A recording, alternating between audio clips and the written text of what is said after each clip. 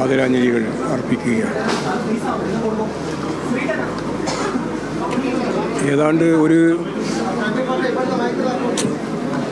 ഒരു മണിക്കൂർ കഴിയുമ്പോൾ ഇവിടുന്ന് AKG പഠന ഗവേഷണ കേന്ദ്രത്തിലേക്ക് കൊണ്ടുപോകാനാണ് തീരുമാനിച്ചിട്ടുള്ളത്. അവിടെ ഇന്ന് രാത്രി പൊതുദർശനം അനുവദിക്കും.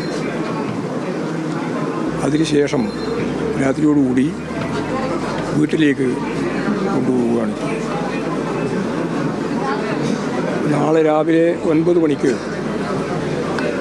അവിടുന്ന് ദർബാർ ഹാളിലേക്ക് പൊതുദർശനത്തിന് വേണ്ടി കൊണ്ടുപോകും. ദർബാർ ഹാളിൽ ഔദ്യോഗികമായ ഏറ്റവും ശ്രദ്ധേയമായ ഒരു യാത്രാമൊഴിയായിരിക്കും പ്രധാനമായിട്ടും ഉണ്ടാകും.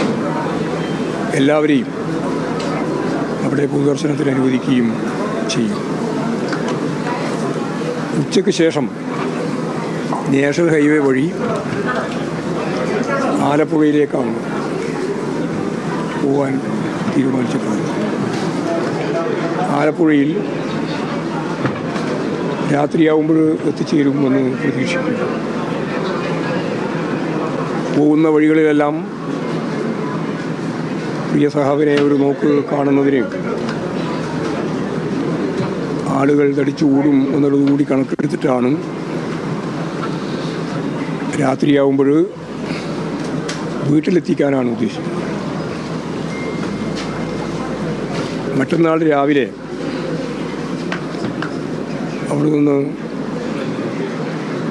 പാർട്ടി ജില്ലാ കമ്മിറ്റി ഓഫീസിലേക്കും പിന്നീട് പൊതുദർശനത്തിനും അനുവദിക്കും. ഉച്ചയ്ക്ക് ശേഷം നമുക്കെല്ലാം അറിയുന്നത് പോലെ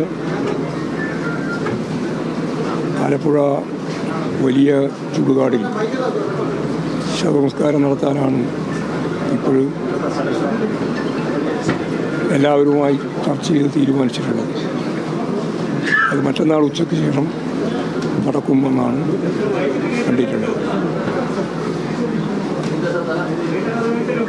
പാർട്ടിയുടെ ഭാഗമായി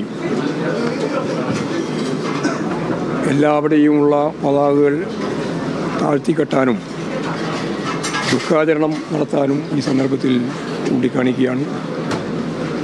മറ്റു കാര്യങ്ങളെല്ലാം പാർട്ടി സംസ്ഥാന സെക്രട്ടറിയേറ്റ് ഒന്നുകൂടി വിശദമായിട്ട് ആലോചിച്ച് ദുഃഖാചരണം ഉൾപ്പെടെയുള്ള കാര്യങ്ങൾ പിന്നീട് അറിയിക്കുന്നത്.